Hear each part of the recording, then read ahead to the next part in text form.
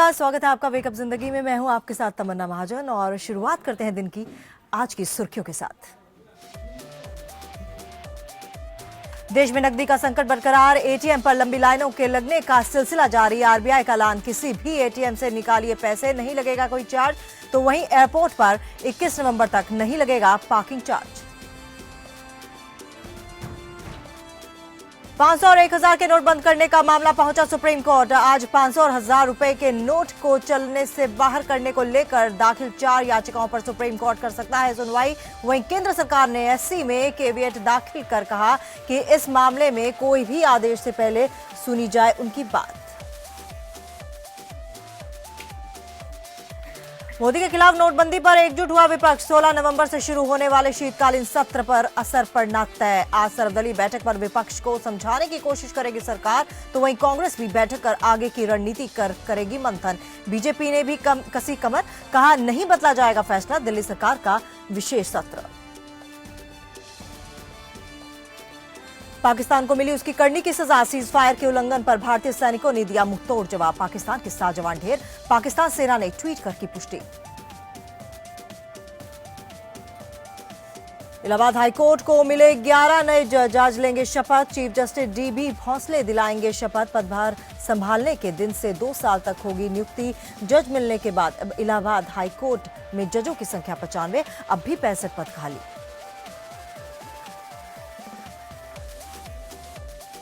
दो 2018 से सीबीएसई 10वीं बोर्ड की परीक्षाएं फिर से होंगी शुरू। ग्रेडिंग सिस्टम खत्म करने का सरकार का ऐलान, पढ़ाई का स्तर गिरने की दी दलील।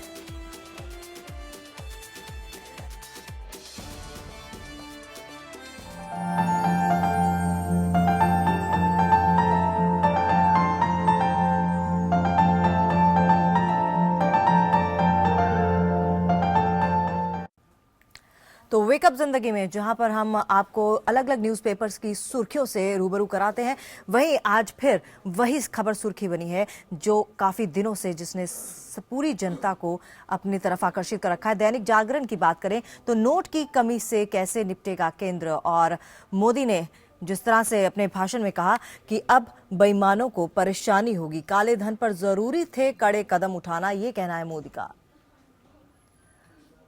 और जनसत्ता की अगर हम बात करें तो जरूरी जगहों पर 500 और 1000 के पुराने नोट 10 दिन और चलाइए, 18 तक की अवधि जो है वो बढ़ा दी गई है। और नोट की कमी से केंद्र युद्ध स्तर पर निपटेगा। तो लगभग यही जो खबर है वो हर अखबार की सुर्खियां बनी हुई है।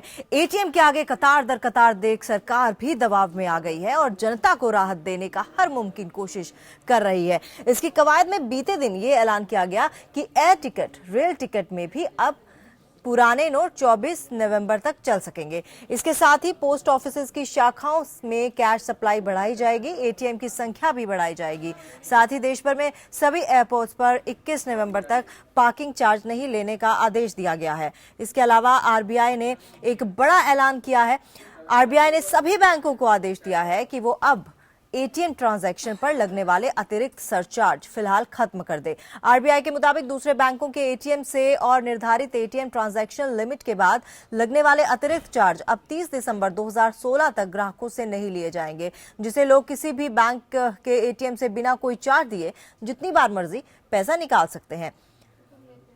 तो अब सरकार कोशिश कर रही है कि कहां तक लोगों को जो है वो तकलीफ ना हो, क्योंकि आज एक हफ्ता होने को आया है। और अगर कतारों की बात करें तो बैंकों के बाहर, एटीएम्स के बाहर कतार उसी तरह से लगी हुई है। वजह से आया हुआ हूँ, 5 बजे कल भी आया था। कल 2000 रुपए दिए, लाइन खत्म हो, पैसे खत्म हो गए, चला गया। अब फिर लगा हुआ हूँ, 4 बजे से आया था, जग के 5 बजे यहाँ खड़ा हुआ हूँ लाइन में। नहीं तो हो रही है, 12 बजे से यहाँ पर बैठे हैं और फिर क्या परेशानी होती है, बाद में आते हैं तो लोग जो है हबड़ दबड़ करके ऐसे चल रहे हैं। पुलिस का अच्छा नहीं है, मतलब जो है। लेकिन ये 8:30 बजे का टाइम है, 9 बजे पब्लिक के लिए खोलते हैं, जबकि 8:30 बजे का टाइम दे रखा है और 9 बजे तक अपने आदमियों को डील करते हैं ये। और यहाँ 12 बजे से लगे हुए हैं, जब आएंगे देखेंगे तो 10 आदमी पहले वैसे चले जाएंगे, हम वहीं के वहीं बैठे हुए हैं। बहुत परेशानी है यहाँ तो। मोदी ने ये अच्छा नहीं किया, जो भी सेटिस्फाई नहीं है। ये पब्लिक को परेशानी नहीं होनी चाहिए, ऐसा काम करना चाहिए, करेंसी को पहले निकालना चाहिए। बिल्कुल, और अलग अलग लोगों की अलग अलग प्रतिक्रियाएं हैं। जाहिर तौर पर इतनी बड़ी जनसंख्या है देश की, तो हर कोई अपना अपना एक्सपीरियंस सबको बताता है। तो शरद शर्मा, वरिष्ठ पत्रकार, हमारे साथ यहाँ पर स्टूडियो में, आपका बहुत बहुत स्वागत है। शरद जी, जिस तरह से आपने सुना कि लोगों का कहना है कि ठीक है, स्टेप अच्छा है, लेकिन लोगों को परेशानी नहीं होनी चाहिए। अब रोज रोज सरकार एक नया ताकि लोगों को परेशानी ना हो उसके लिए नई नई चीजें ला रही है, जैसे अवधि बढ़ा रही है, एटीएम्स की संख्या ज्यादा होगी, मोबाइल वैन्स आएंगी, कैश वैन्स आएंगी। ये चीजें पहले सोच लेती तो शायद इस कदम को और भी ज्यादा सराहना मिलता। मुझे लगता है ये पहले सोचा गया होगा। और आज कल एक न्यूज़ थी कि एयरफोर्स के जो हेलीकॉप्टर्स हैं उनको भी कैश फ्लो के लिए उतारा जा रहा है। जहाँ जहाँ एटीएम्स हैं, यहाँ पे जो रिमोट एरियाज में हमारे एटीएम है वहाँ पे भी भेजा जा रहा है। और थोड़ी असुविधा तो होगी लोगों को, लेकिन मुझे लगता है कि एक हफ्ते के अंदर स्थिति काफ़ी हद तक राहत में आ जाएगी और लोगों को। लेकिन इससे बड़ा जो फायदा, जो सुधार है, वो तो आपको दिखेगा कि आगे अभी 2-3 महीने के बाद आपको पता चलेगा कि क्या हुआ। 31 तारीख को आरबीआई डिक्लेयर करेगा कितना रिकवरी हुई है, कितना एसेट, कितना कैश अंदर आया है, बैंक के अंदर ट्रांजेक्शन्स के थ्रू आया है। तो जाहिर बात है कि आगे के दूरगामी परिणाम तो मुझे लगता है अच्छे होने वाले हैं। ये थोड़ी तकलीफ है तो जनता को थोड़ा सा अभी 1-2 हफ्ते मुझे लगता है कि असुविधा होगी। लेकिन असुविधा की जो बात है, कल भी एटीएम, ज़्यादातर एटीएम बंद थे, क्योंकि अगर हम भी मैं भी अपना एक्सपीरियंस बताऊं तो ज़्यादातर एटीएम बंद थे। परेशानी तो हो रही है, लेकिन जैसा कि आपने कहा कि आगे सुधार मिलेगा। एक सुधार जो खबर सुनने में आई है ये कि ईएमआई कम हो जाएगा। उसको किस तरह से एग्जीक्यूट करेंगे? नहीं, उस पर लोन जो रेट ऑफ इंटरेस्ट है वो कम होगा, क्योंकि ऑब्वियसली जब बैंक के पास कैश ज़्यादा हो जाए, कैश लिक्विडिटी फ्लो ज़्यादा हो जाएगा, तो उसमें वो रेट ऑफ इंटरेस्ट कम करना पड़ेगा ताकि लोन होगा, लोन अप्रूव होगा जल्दी। दूसरा क्या है कि अगर आपका नंबर जो वाइड ट्रांजेक्शन है वो बढ़ेंगी तो उससे है कि आपकी जो कैपेसिटी लिमिट भी जो एक्चुअल में आएगी लोगों की पेपर पे, अगर आप इनकम टैक्स रिटर्न भरते हैं तो उसमें एक्चुअल में पेपर पे आएगी आपकी, और आपको लोन मिलने में आसानी होगी, क्योंकि लोन का भी एक क्राइटेरिया होता है कि आपकी इतनी कैपेसिटी होनी चाहिए, इनकम अर्निंग इन कैपेसिटी इतनी होनी चाहिए। तो आई थिंक उससे फ़र्क तो बहुत पड़ेगा। लेकिन सर, एक चीज़ यहाँ पूछूंगी, ईएमआई बिलो पॉवर्टी लाइन वाला जो इंसान है वो लोन नहीं लेता, तो उसके लिए कितना फायदा है इस तरह की लाइन में लगने से? क्योंकि 28 लोग मौत की भेंट चढ़ चुके हैं लाइन में लगकर। बच्चों की मौत हो गई है, हॉस्पिटल में लोग पैसे एक्सेप्ट नहीं कर रहे, जिनका इलाज चल रहा था उनको हॉस्पिटल से डिस्चार्ज नहीं मिल रहा।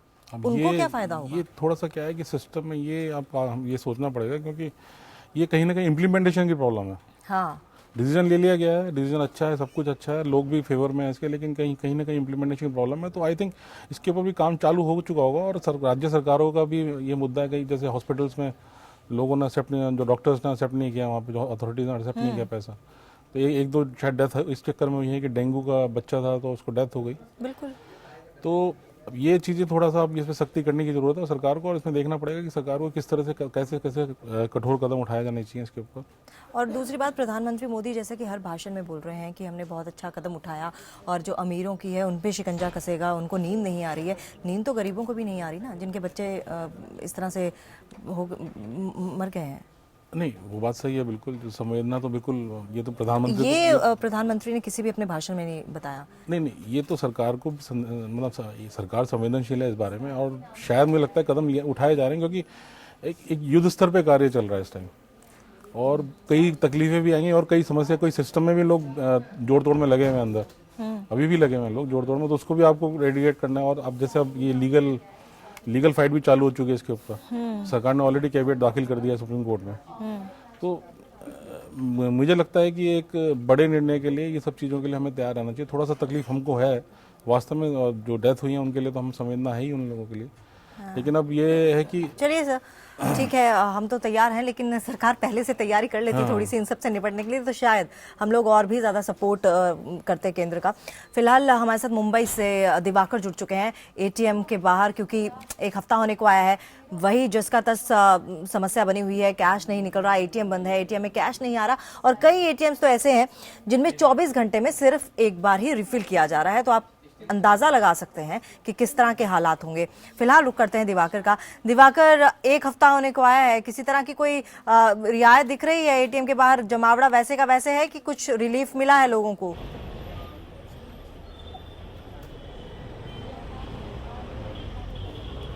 तमन्ना, मुंबई में तो हालत अभी वैसे की वैसी दिख रही है। सुबह 5 बजे से लाइन लगनी शुरू हुई है। हम इस वक्त एक बैंक के सामने हैं। आपको तस्वीरें दिखाना चाहेंगे लाइन की। पिछले एक हफ्ते के बाद भी कोई फर्क नहीं पड़ा है। कैमरामैन को बोलेंगे कि वो जरा आपको तस्वीरें दिखाएं लाइनों की, कि जिस तरह से लंबी लाइन लगी है। 5 बजे से ये लाइन लगी हुई है लगातार, और लोग लगातार आते जा रहे हैं। कहीं ना कहीं जो लाइन है वो बढ़ती जा रही है, और अरेंजमेंट कहीं ना कहीं फिर से नाकाफी साबित हो रहे हैं। तो ऐसे में कहीं ना कहीं एक फिर से व्यवस्था को लेकर सवाल उठ रहे हैं कि आखिर एक हफ्ते बीत जाने के बाद लोग इतनी परेशानी झेल रहे हैं, उसके बावजूद किस तरह से व्यवस्था है वो आपको सामने दिख रही है, किस तरह लाइन लंबी लग रही है। और दूसरी तरफ एक और तस्वीर दिखाना चाहेंगे। दूसरी तरफ की जो लाइन है, मेरे बाईं तरफ के कैमरामैन को दिखाएं कि दूसरी तरफ जो लाइन है, ये जो लाइन है दो तरफ से लगी हुई है, और दोनों तरफ से भारी लाइन दिख रही है। तो आप इससे इस चीज़ से अंदाजा लगा सकते हैं कि आखिर जो व्यवस्था है वो अभी दुरुस्त नहीं की गई है। और सुबह 5 बजे से ही लोग लाइन में लगना शुरू हुए हैं, क्योंकि कल बैंक बंद था। लोगों को उम्मीद थी कि एटीएम से पैसे उनको मिलेंगे, लेकिन 90% जो एटीएम थे वो बंद मिले थे या खराब मिले थे। जी दिवाकर, यही समस्या हर जगह है कि एटीएम बंद मिल रहे हैं। ऐसे में वहां पर कुछ लोग खड़े हैं, उनसे जानिए कि एक हफ्ता होने को आए, इस एक हफ्ते के अंदर उन्होंने कितनी बार ट्रांजैक्शन की है और कितनी बार उनको मायूस लौटना पड़ा है।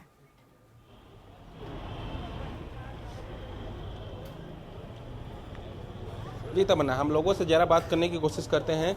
आप बताइएगा कब से यहाँ पे खड़े हैं, और पिछले एक हफ्ते से जिस तरह से व्यवस्था देखने को मिली उस पर क्या कहना है आपका? सुबह 4-4:30 बजे से हम खड़े हैं, लेकिन लाइन तो उतनी की उतनी लग रही है, और पब्लिक परेशान है, और पब्लिकों को ना पैसा मिल रहा है। हर पब्लिक हर तरीके की, बेचारे गरीब लोग हैं, उसके खाने की भी वांदे है, ना पैसे है ना कुछ है। जिसके बच्चे हैं 2-2 जुड़वा, वो रोज के 200-300 रुपये दूध के डब्बे लगाते हैं, वो क्या करेंगे। एक हफ्ते हो गए हैं, कहीं ना कहीं कुछ बदलाव दिख रहा है कि लाइन? बदलाव तो कुछ नहीं है, बदलाव तो जैसा है। और ऊपर से फिर बाद में बैंक वाले भी 250 टोकन दे रहे, टोकन वाले को भी नहीं मिल रहा है। पीछे दूसरे 250 की लाइन लग रही है, वो भी परेशान है। जो अक्षा बीच से आया है, रात को 2-2 बजे तक यहाँ खड़ा है, वो भी क्या करेगा, परेशान इंसान है। नौकरियात आदमी चेक लेके आए तो चेक के बेचारे बोले वो हमको वो सब लाके दो, ये चाहिए वो चाहिए। बेचारे जिसको नॉलेज नहीं है, नॉलेज विदाउट नॉलेज वाले आदमी भी बेचारे ऐसे परेशान है। वो बोल रहा है मुझे चेक भर दो, वो बोल रहा है मुझे चेक भर दो, तो क्या करेगा इंसान। घर चलाने में कितनी परेशानी आ रही है अगर पैसे नहीं मिल पा रहे हैं तो? घर चलाने में तो इसी दिक्कत आ रही है कि दुकानदार हमको फ्री में सामान नहीं दे रहे। पहले पैसे लेके आओ तो हम सामान देंगे, 2000 की नोट लेके जा रहे तो हम पैसे का छुट्टा नहीं देंगे। 2000 की नोट निकल के भी परेशानी हो गई है। तो अब इस परेशानी के लिए तो मोदी सरकार कुछ करना चाहिए हमारे लिए। बताइए, आप कब से खड़े हैं? और मैं रात 2 बजे से खड़ा हूँ सर, और अभी तो बैंक का समझो कोई ठिकाना ही नहीं है। समय पहली बात तो बैंक वालों को समझो फैसिलिटी देना चाहिए। कम से कम 9 बजे खोलेंगे, आम दिन भी वही है, और जो आज का जो चल रहा मसला वो भी वही दिन है। कम से कम जल्दी खोलो, कम से कम एटलीस्ट 7 बजे खोलो भाई। डबल ड्यूटी करो, 8 आवर्स 16 आवर्स की बैंक में ड्यूटी करो आप। कम से कम कुछ तो हल होगा। मगर आम दिन भी वही ड्यूटी इनकी, और जो परेशानी जो है उनमें वही ड्यूटी। उसमें तकलीफ में कौन आ गया? आम जनता आ गई ना। कल छुट्टी का दिन था, एटीएम से जो है पैसे 1 रुपया नहीं मिला सर, 1 रुपया नहीं मिल रहा सर। क्या बोलेंगे अभी, क्या बोलेंगे? बादशाह ने हुक्म कर दिया, प्रजा ने उसे जो है सजा भुगत रही है, वही हाल है अभी। मुश्किलें वैसी की वैसी है, कुछ बदलाव नहीं है। कुछ नहीं बदलाव होगी सर, कुछ नहीं। आप देख रहे, देखो ना कहाँ से लेकर कहाँ तक देख रहे आप खुद देखो कहाँ से लेके कहाँ तक आ रहे लोग। फिर वही बोला ना, बादशाह ने हुक्म कर दिया और प्रजा मुसीबत में आ गई। बस अभी जो करना है वो प्रजा के ऊपर है, तो इससे क्या फायदा अपने को। तो तमन्ना, आप समझ सकती हैं कि किस तरह से लोगों को परेशानी हो रही है। एक हफ्ते के बाद भी कुछ बदलाव नजर नहीं आ रहा है, और लाइन वैसी की वैसी ही दिख रही है। तो कहीं ना कहीं फिर से एक बार सवाल खड़े हो रहे हैं कि आखिर व्यवस्था दुरुस्त क्यों नहीं की जा रही है। चलिए दिवाकर, आपका बहुत बहुत धन्यवाद तमाम जानकारी के लिए। तो मुंबई का रुख किया था दिवाकर ने, और वहां से देखा आपने कि एक हफ्ता होने को आया और लोगों का यही कहना है कि ट्रांजैक्शन में प्रॉब्लम हो रही है। 90% एटीएम जो थे वो कल बंद थे, और यही हाल दिल्ली एनसीआर का भी था। दिल्ली एनसीआर में भी लगभग सभी एटीएम बंद थे। उसके बाद आप 10 एटीएम घूमेंगे, उसके बाद आपको 11वें एटीएम में लंबी कतार मिल जाएगी, उसमें भी रिफिल होने के लिए लोग वेट कर रहे हैं। आगे बढ़ेंगे, देश कैश के लिए कतार में लगा हुआ है। हर शहर में चंद नोटों की चाहत में मारामारी मची हुई है। इतना देना चाहूँगा इस चैनल के माध्यम से कि जिनके घरों में शादी है तो उनके लिए 5 लाख की लिमिट हो गई है, लेकिन प्रोवाइडेड उसमें क्या है कि एसडीएम के पास कार्ड लेकर अप्रूवल होगा, उसका वेरिफिकेशन। तो नोटों की मारामारी तो मची हुई है और इस परेशानी के आलम के बीच बुधवार से शीतकालीन सत्र भी शुरू हो रहा है और विपक्ष सरकार को नोटबंदी पर घेरने का मन बनाए बैठे हैं। विपक्ष के मंसूबों से वाकिफ सरकार भी हालात को सामान्य बनाने में जुट गई है। शीतकालीन सत्र को हंगामे से बचाने के लिए आज सरकार ने सर्वदलीय बैठक बुलाई है, तो वहीं दूसरी ओर आज कांग्रेस ने भी संसदीय दल की बैठक बुलाई है। बैठक में आगे की रणनीति पर मंथन किया जाएगा। कांग्रेस पहले ही ऐलान कर चुकी है कि वो नोटबंदी का मामला सदन में उठाएगी। कांग्रेस के साथ साथ नोटबंदी पर तृणमूल कांग्रेस के तेवर भी तलक हैं। नोटबंदी के फैसले को लेकर विपक्षी दल मोदी सरकार को घेरने की योजना बना रही है। टीएमसी की नेता और पश्चिम बंगाल की मुख्यमंत्री ममता बनर्जी ने सभी विपक्षी दलों को एकजुट होने की अपील की है। ममता ने इस मामले में अपनी धर विरोधी टीम पार्टी सीपीएम के महासचिव सीताराम येचुरी को भी फोन किया। आज Congress, Trinamool, CPI, CPM, JDU और आरएलडी ने नेताओं की रणनीति को लेकर बैठक की और विपक्षी पार्टियां बुधवार से शुरू हो रहे संसद सत्र के दौरान सरकार से इस मामले में सवाल जवाब करने की तैयारी में है। हालांकि सरकार के लिए राहत की बात यह है कि एनडीए में शिवसेना के अलावा तमाम घटक दल सरकार के साथ हैं।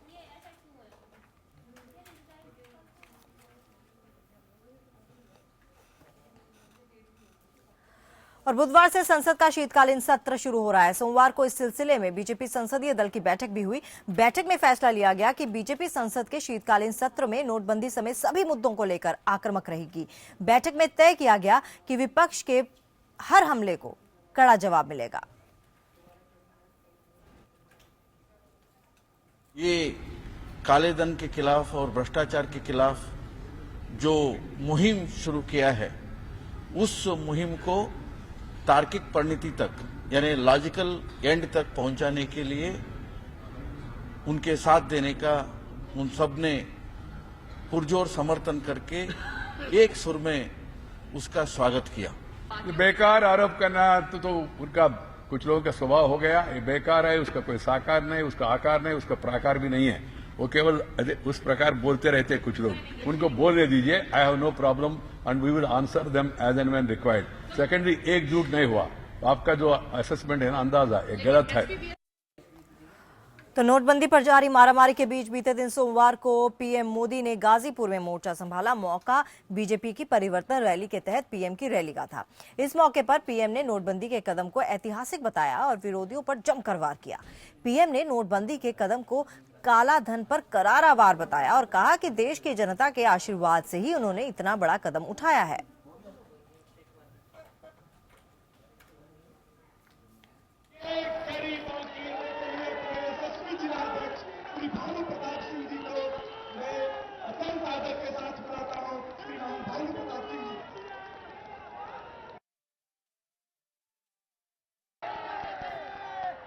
लोगों के नाम पर गुमराह करने की बातें मत करो।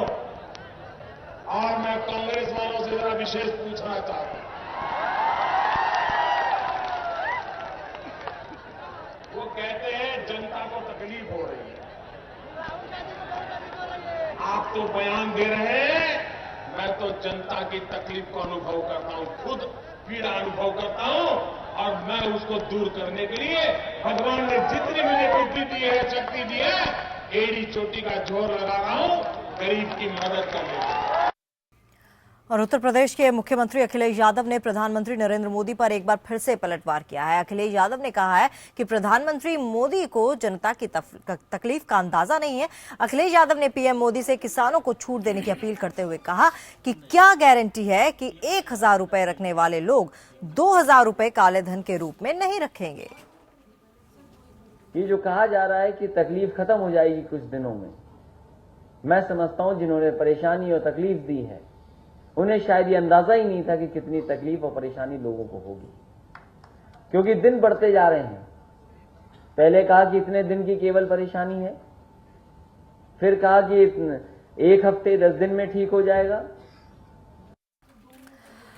तो तमाम विपक्षी दल अब प्रधानमंत्री मोदी के इस फैसले पर हमला कर रहे हैं और जाहिर तौर पर हर कोई राजनीति भी करेगा और अपनी राजनीति चमकाने की कोशिश भी करेगा। एक बार फिर से रुक करते हैं शरद शर्मा जी का। शरद जी, अखिलेश यादव ने कहा कि शायद इस प्रधानमंत्री को अंदाजा ही नहीं था और दूसरी बात उन्होंने जो कही कि क्या गारंटी है कि 2000 के नोटों से कालाबाजारी नहीं होगी, और ये सवाल पहले दिन से बना हुआ है। और मुझे नहीं लगता कि ये 2 सवाल अखिलेश यादव ने कुछ गलत पूछे हैं। इन दोनों सवालों के जवाब हर कोई चाहता है। नहीं, देखिए 2000 के नोट अगर नया नोट आया है तो ये तो आप समझ लीजिए कि आज तक जो 1000 का नोट है वो तो खत्म हो चुका है। तो ये तो बड़ा ऑब्वियस सी बात है कि जो 1000 के नोट हैं, जो 500 के नोट है, पुराने नोट है, खत्म हो चुके हैं। तो जो ब्लैक मनी अभी तक का था वो खत्म हो चुका है। अब जो आगे जो नोट बनेगा उसको अब अगर आप समझो कि अगर एक मैकेनिज्म होता है कि अगर कोई जो हमारे एंटी नेशनल एलिमेंट्स हैं अगर वो उसको बनाना भी चाहेंगे तो उसमें कम से कम 2-4 महीने का काम टाइम चाहिएगा। तब तक आप नोट आपने जो ब्लैक मनी है आपने खत्म कर दिया उस मीडियम को। तो अब 2000 का नोट है, तो उसको बनने में भी जितना टाइम लगेगा तो आप आगे चीज़ें आगे बढ़ेंगी। तो मुझे लगता है कि 2000 के नोट में कोई ऐसी प्रॉब्लम नहीं आनी चाहिए। लेकिन सर मतलब टेम्प्ररी हुआ ये जो भी फैसला है ये टेम्प्ररी है उसके मतलब। और दूसरी बात हर कोई यही कह रहा है कि जो जिन्होंने काला धन रखा है उन्होंने घर पे तो रखा नहीं होगा।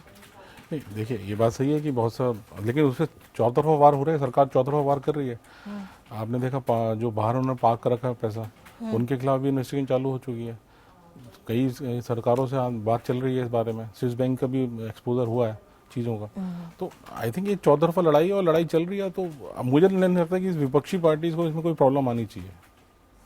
चलिए, हर किसी का अपना अपनी राय है, अपना अपना मत है। लेकिन 500 और 1000 के नोट बंद करने का मामला जो है अब सुप्रीम कोर्ट पहुंच गया है। कोर्ट इस पर आज सुनवाई करेगा। इस मामले को लेकर दायर याचिका में ये फैसला रद्द करने की मांग की गई है। कोर्ट ने कहा है कि अगर इस याचिका का रजिस्ट्री से नंबर मिलेगा तो आज सुनवाई करेगी। वहीं इस मुद्दे पर केंद्र सरकार ने सुप्रीम कोर्ट में केवियट दाखिल कर कहा है कि इस मामले में किसी भी आदेश से पहले उसकी बात सुनी जाए।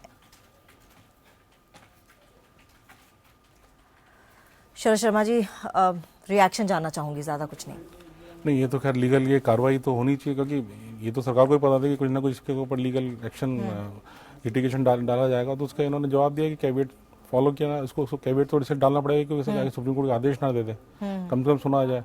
तो ये बेसिकली ये है कि एक टेक्निकल ये स्ट्रेटेजी है कि स्टॉप गैप अरेंजमेंट है कि आपको टाइम गेनिंग टेक्टिक है। दो हफ्ते के अंदर सारी चीज़ें नॉर्मलाइज हो जाएंगी। तो मुझे लगता है कि थिंग्स विल बी बेटर। तो चलिए, हम भी यही उम्मीद कर रहे हैं कि आगे आने वाले दिनों में किसी तरह की कोई परेशानी ना हो और जो एक मुहिम छेड़ी है जो प्रधानमंत्री ने काले धन के खिलाफ, वो सार्थक नजर आए और इससे किसी को ज़्यादा तकलीफों का सामना नहीं करना पड़े। वैसे तो ये कलेक्टिव एफर्ट है, हम सब प्रधानमंत्री मोदी के इस फैसले के साथ हैं, लेकिन कहीं ना कहीं दुख तब होता है जब इस तरह की खबरें सुनते हैं कि किसी की मौत हो गई।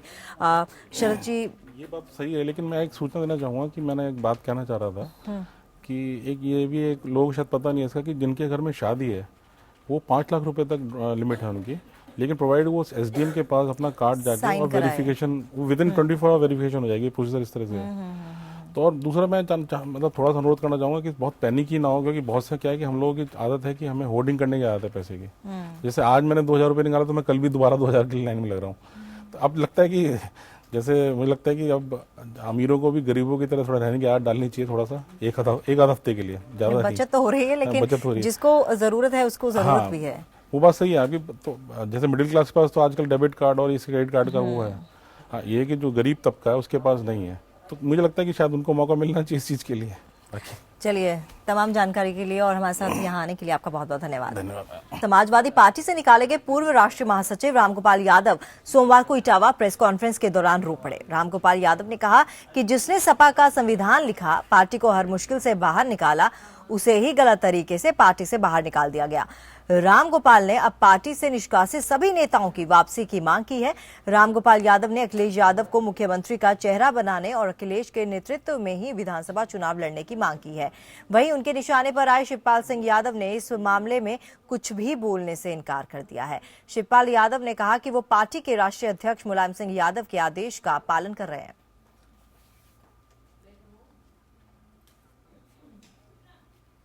मैं अपनी तरफ से कभी बात नहीं कर सकता हूं। मैंने कभी ऐसा कोई काम नहीं किया जो पार्टी के हित के खिलाफ। मैंने कभी ऐसा कोई काम नहीं किया जिससे पार्टी पर दाग लगे। इसलिए मैं अपने को पूरी तरह से निर्दोष मानता हूं और इसके बावजूद मुझे सफाई देना पड़े, ये मैंने जीवन में कभी नहीं किया, न कभी कर सकता। मेरा इस पर कोई कमेंट नहीं करना है, हा? और मेरा कोई काम भी नहीं, मेरा किसी से झगड़ा भी नहीं। हाँ? और जो कुछ हमारे पार्टी के राष्ट्रीय अध्यक्ष, राष्ट्रीय नेता निर्णय लेते हैं, हम तो उनका राष्ट्रीय नेताजी हैं, तो उनके आदेशों का पालन करते हैं। इसके अलावा मैं और हमारे साथ लखनऊ से खुर्रम निजामी जुड़ चुके हैं। खुर्रम, आजकल राजनीति में इमोशनली ब्लैकमेल करने का जो दौर चला हुआ है, उसमें राम गोपाल भी अब रो पड़े हैं, तो पीड़ा साफ दिख रही है उनकी।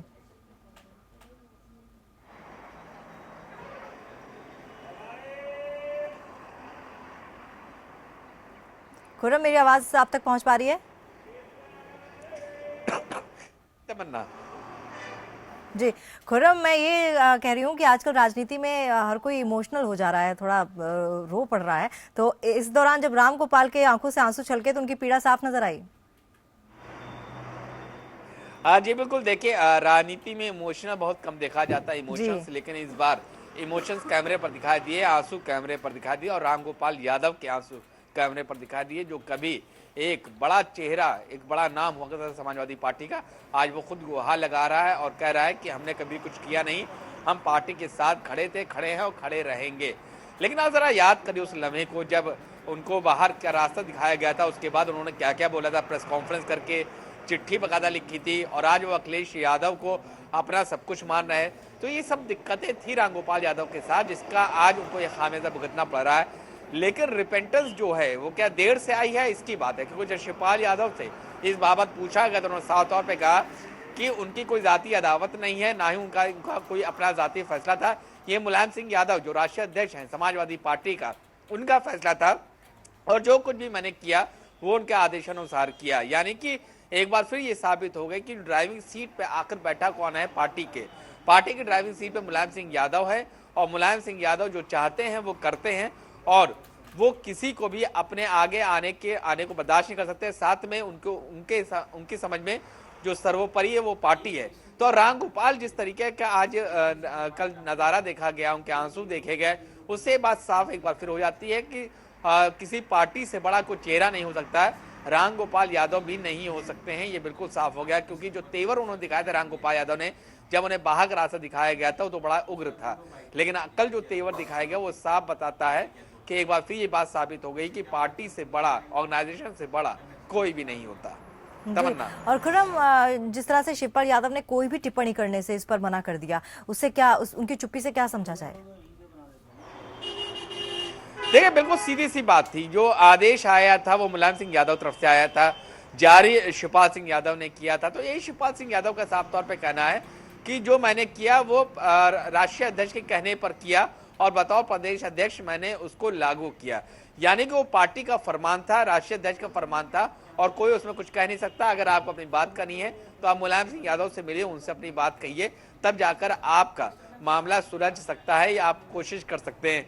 लेकिन उन्होंने साफ कर दिया कि अगर पार्टी में किसी को बाहर का रास्ता दिखाया जाएगा तो उसे मुलायम सिंह यादव के दरवाजे पर जाना पड़ेगा, क्योंकि वहीं पर एक ऐसा दरवाजा है जहां पर खुल सकता है पार्टी के लिए, और कोई अदालत समाजवादी पार्टी में है तो वो है मुलायम सिंह यादव की अदालत।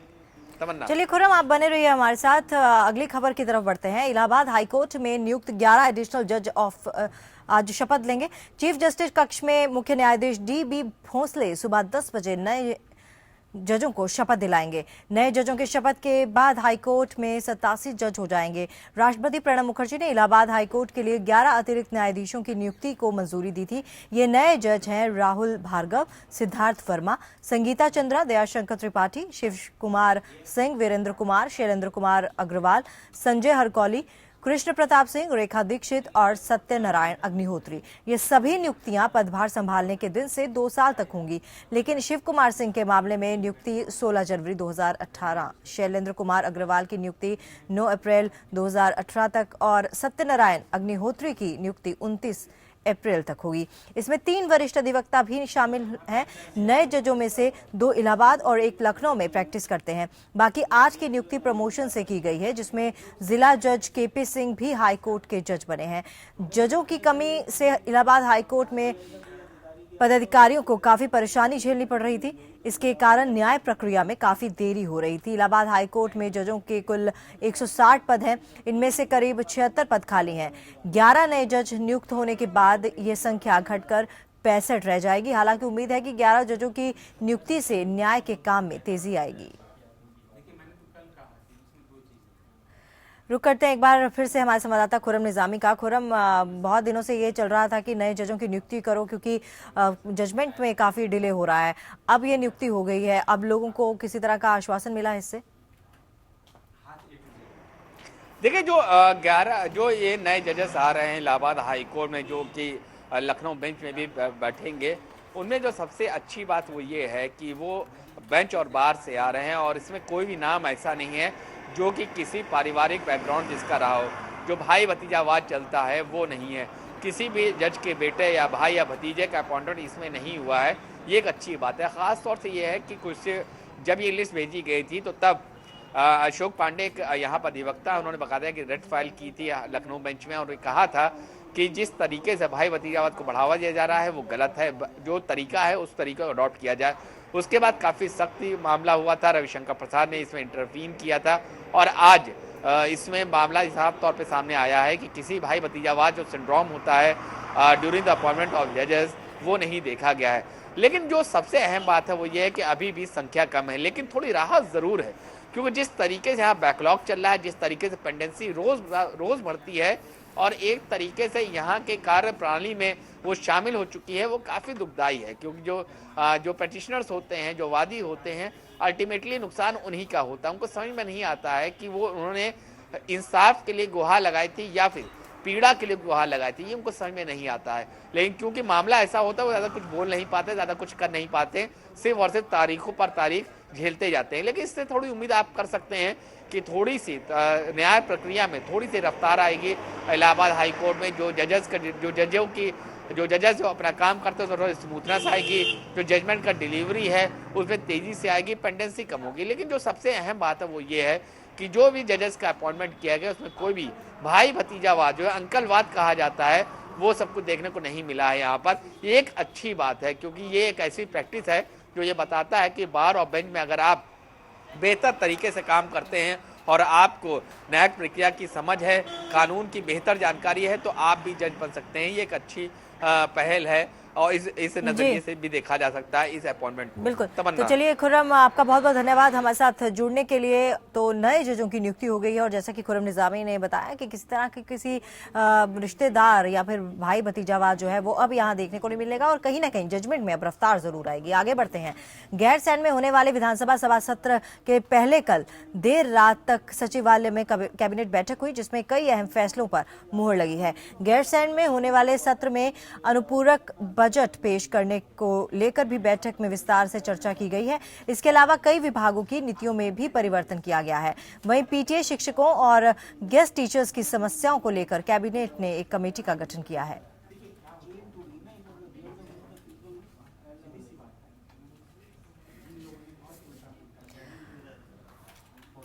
तो हमारे संवाददाता मनीष डांगवाल हमारे साथ जुड़ चुके हैं। मनीष, ताजा अपडेट क्या है इस खबर पर?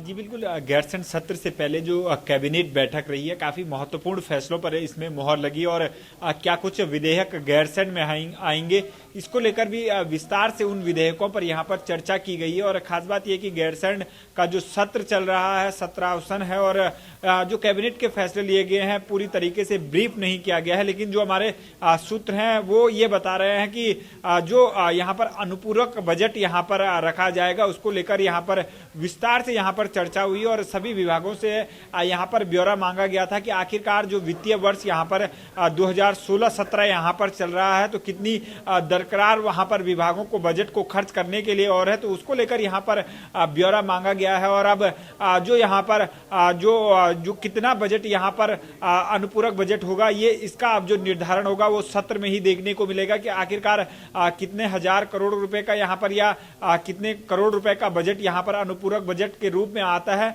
ये गैरसैंण सत्र में तय होगा। लेकिन जो यहाँ पर प्रारूप है लगभग उसे यहाँ पर फाइनल कर दिया गया है और किन विभागों में कितना बजट अभी खर्च होना है और क्या कुछ बजट की स्थिति है, इस पर भी यहाँ पर विस्तार से यहाँ पर इस कैबिनेट की बैठक में चर्चा की गई है। और अगर जो विधेयकों की बात करें तो जो एक विधेयक जो यहाँ पर संशोधन होना है, अब जो यहाँ पर जानकारी निकल कर आ रही है वो ये है कि जो यहाँ पर डॉक्टरों के चयन बोर्ड के लिए जो अध्यक्ष की नियुक्ति होती है, उनकी उम्र अब यहाँ पर 70 से हटाकर अब वो हटा दी गई है। जो पहले 70 वर्ष जो अनिवार्यता यहाँ पर 70 वर्ष थी अध्यक्ष पद को लेकर, उसे यहाँ पर हटा दिया गया है। तो ये भी कैबिनेट में वहाँ पर मोहर लग गई है और अब जो गैरसैंण का विधानसभा सत्र होने जा रहा है उसमें इस विधेयक पर यहाँ पर मोहर लग जाएगी। और इसके अलावा अगर बात करें तो जो खनिज नीति है और खनन नीति है उसमें भी कुछ यहाँ पर बदलाव किए गए हैं और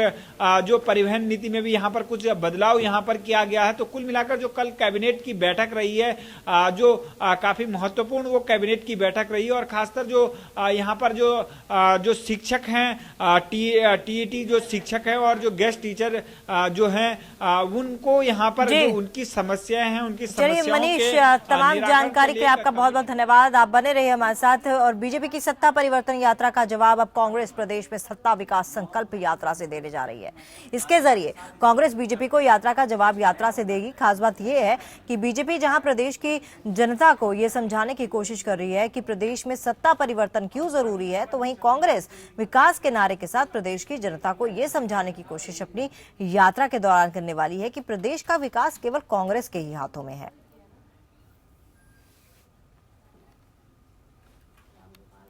और एक बार फिर से रुक करते हैं मनीष डंगवाल का। मनीष, क्या कुछ देखने को मिलेगा? जी बिल्कुल, अगर बीजेपी की सत्ता परिवर्तन यात्रा की बात करें तो अब पूरी तरीके से कांग्रेस ने यहाँ पर तैयारी कर दी है कि बीजेपी को किस रूप में यहाँ पर जवाब दिया जाए। और 19 तारीख से जो कांग्रेस की सतत विकास संकल्प यात्रा होने जा रही है उसको लेकर कांग्रेस ने यहाँ पर पूरी तरीके से यहाँ पर कमर कस ली है। और खास बात यह कि 19 तारीख से लेकर और जो 9 दिसंबर तक इस यात्रा को पूरे प्रदेश भर में यहाँ पर कांग्रेस निकालने जा रही है। तो खासा तैयारियां इस यात्रा को लेकर की जा रही है। और कांग्रेस की जो कोशिश है वो ये है कि कांग्रेस के जो राष्ट्रीय उपाध्यक्ष राहुल गांधी हैं वो यहाँ पर यात्रा के समापन अवसर पर आए और बीजेपी को ये दिखाएं कि आखिरकार कांग्रेस कितनी यहाँ पर ताकतवर है। और भीड़ का यहाँ पर एहसास यहाँ पर कांग्रेस कराने जा रही है। और माना जा रहा है कि एक बड़ी रैली का आयोजन 9 दिसंबर को कांग्रेस करेगी। तो तमाम जो आरोप यहाँ पर बीजेपी के द्वारा लगाए जा रहे हैं उन आरोपों का यहाँ पर कांग्रेस किस तरीके से अपनी विकास जो यात्रा जो सतत विकास संकल्प यात्रा निकालने जा रही है उसको लेकर रणनीति बना रही है और किस रूप में जवाब देगी इसको लेकर यहाँ पर गहन मंथन किया जा रहा है। चर्चाएं की जा रही हैं कि आखिरकार क्या कुछ यहाँ पर जनता के बीच लेकर कांग्रेस जाएगी और जो बीजेपी की सत्ता परिवर्तन यात्रा यहाँ पर प्रदेश में शुरू हुई है उसका जवाब यहाँ पर कैसे दिया जाएगा। तो इसको लेकर कांग्रेस पूरी तरीके से यहाँ पर तैयारियां कर रही है। और जो 9 दिसंबर को जो यात्रा का समापन होना है उसमें कांग्रेस राजधानी देहरादून में एक विशाल रैली को यहाँ पर आयोजन करने जा रही है। और जैसे कि जो अमित शाह की जो रैली हुई है, जो भीड़ का आकलन यहाँ पर बीजेपी ने किया था और जो दावे किए थे कि अमित शाह की जो रैली होगी 70 से 80 हजार उसमें भीड़ होगी, वो मात्र केवल 12 से 15 हजार में सिमट कर रह गई। तो कांग्रेस जवाब देना चाहती है अपनी इस रैली के जरिए भाजपा को कि आखिरकार जो प्रदेश में जो वोट बैंक है वो किस ओर है और जो भीड़ जुटाने की कोशिश कांग्रेस कर रही है उसके माध्यम से ये एहसास कराया जाएगा कि आखिरकार जनता किसके साथ ज्यादा है। तो माना जा रहा है कि लाखों की तादाद में यहाँ पर कांग्रेस जी। चलिए मनीष, आपका बहुत बहुत धन्यवाद तमाम जानकारी के लिए। और आज झारखंड का 57वां स्थापना दिवस है। वर्ष 2000 में आज ही के दिन बिहार से अलग होकर झारखंड राज्य का निर्माण हुआ था। इस मौके पर राज्य सरकार एक समारोह का आयोजन कर रही है। बिरसा मुंडा फुटबॉल मैदान मोरहाबादी में आयोजित समारोह का उद्घाटन राज्यपाल द्रौपदी मुर्मू करेंगी और कार्यक्रम का मुख्य अतिथि जो होंगे वो होंगे केंद्रीय मंत्री नितिन गडकरी। विशिष्ट अतिथि के रूप में केंद्रीय राज्य मंत्री सुदर्शन भगत और जयंत सिन्हा कार्यक्रम में शामिल होंगे। कार्यक्रम की अध्यक्षता मुख्यमंत्री रघुवर दास करेंगे। राज्य सरकार की तरफ से आज 40,000 नियुक्ति पत्र बांटे जाएंगे जिनमें 600 जूनियर अभियंता शामिल हैं। शाम को सांस्कृतिक कार्यक्रम होगा जिसमें पार्श्व गायिका सुनीति चौहान का कार्यक्रम होगा। केंद्रीय मंत्री नितिन गडकरी 10:30 बजे विशेष विमान से रांची पहुंचेंगे। आज बिरसा मुंडा का जन्मदिन भी है, इसको लेकर भी रांची में कई कार्यक्रम हैं।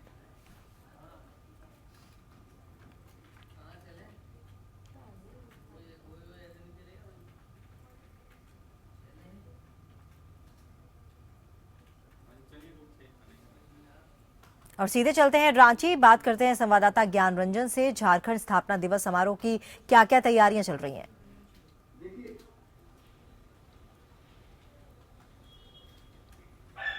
जी, झारखंड के अहम खबरों में अगर आज बात की जाए तो झारखंड के लिए आज का दिन काफी अहम दिन है, क्योंकि 15 नवंबर 2000 को आज ही के दिन झारखंड नए राज्य के रूप में अस्तित्व में आया था। बिहार से अलग होकर झारखंड का निर्माण हुआ था और आज उसका 17वां स्थापना दिवस है और इसको लेकर झारखंड सरकार के द्वारा व्यापक तैयारी की गई है। बिरसा मुंडा फुटबॉल ग्राउंड में मुख्य कार्यक्रम होने हैं और इस कार्यक्रम का उद्घाटन राज्यपाल द्रौपदी मुर्मू करेंगी और इसके साथ मुख्य अतिथि के रूप में केंद्रीय परिवहन मंत्री नितिन गडकरी शामिल होंगे। साथ ही साथ केंद्रीय मंत्री सुदर्शन भगत और जयंत सिन्हा भी विशिष्ट अतिथि के रूप में इस कार्यक्रम में शामिल होंगे। मुख्यमंत्री रघुवर दास इस कार्यक्रम की अध्यक्षता करेंगे और साथ ही साथ राज्य के सभी मंत्री और सभी विधायकों को भी इस कार्यक्रम में आमंत्रित किया गया है। मुख्यमंत्री ने ये पहल किया है कि राज्य के जितने भी पूर्व मुख्यमंत्री उन्होंने खुद फोन पर बात करके उनसे कार्यक्रम में शिरकत करने के लिए आमंत्रित किया, उनसे रिक्वेस्ट किया है और साथ ही साथ उन्होंने जितने भी पूर्व मंत्री पूर्व विधायक हैं उन्हें भी स्पेशल रूप से कहा गया है कि उन्हें भी आमंत्रित किया जाए, निमंत्रण पत्र भेजा जाए।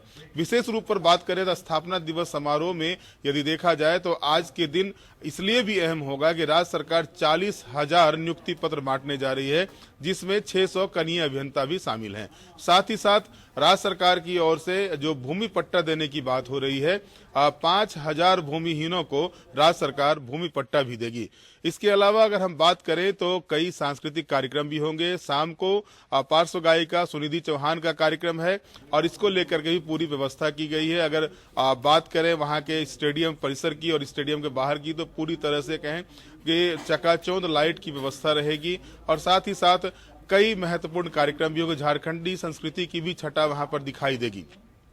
केंद्रीय मंत्री नितिन गडकरी विशेष विमान से रांची आ रहे हैं। वो 10:30 बजे रांची पहुंचेंगे और वहां से वो बिरसा मुंडा की प्रतिमा पर माल्यार्पण कर कार्यक्रम स्थल पर पहुंचेंगे। चलिए, तमाम जानकारी के लिए और क्या कुछ आज झारखंड में खास होने वाला है ये बताने के लिए आपका बहुत बहुत धन्यवाद। और अब रुक कर लेते हैं अपनी संवाददाता किरण की ओर और जानते हैं कि आज बिहार की क्या क्या अहम खबरें हैं।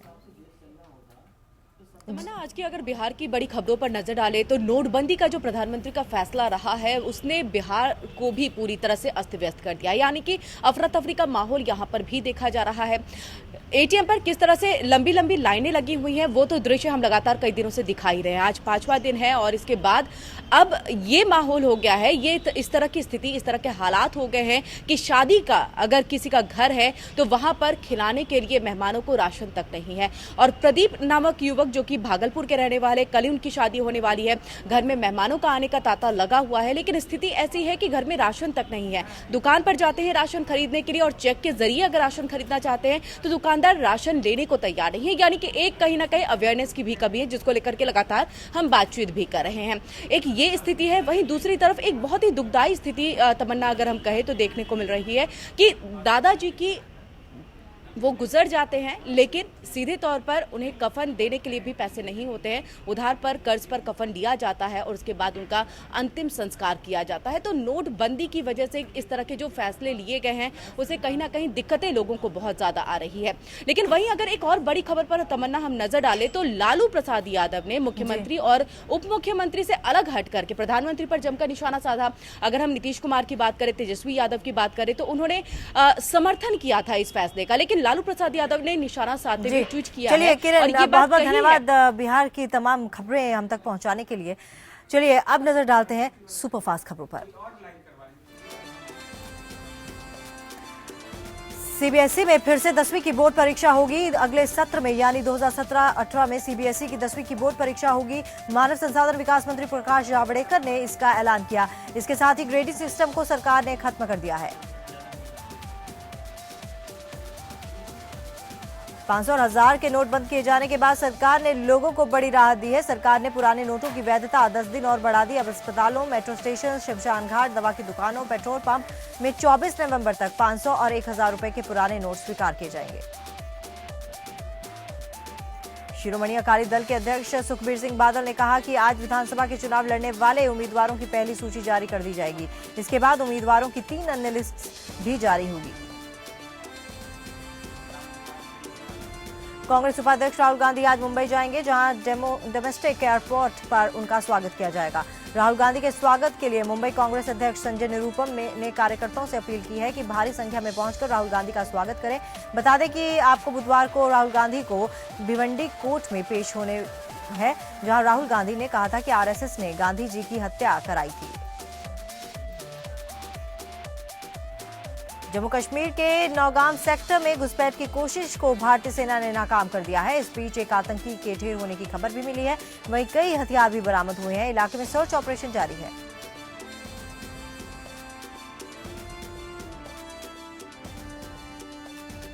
इजरायल के राष्ट्रपति यूवेन रिवलिन ने आतंकवाद के खिलाफ लड़ाई में भारत को पूरा सहयोग देने की प्रतिबद्धता जताई है। साथ ही उन्होंने कहा कि भारत और इजरायल की मित्रता लंबे समय से चल रही है और ये ऐसा संबंध नहीं है जिसे हम छिपाने की जरूरत है। रिवलिन 8 दिनों की भारत यात्रा पर सोमवार को यहां पहुंचे। पिछले करीब 20 साल से किसी इजरायली राष्ट्रपति की ये पहली भारत यात्रा है।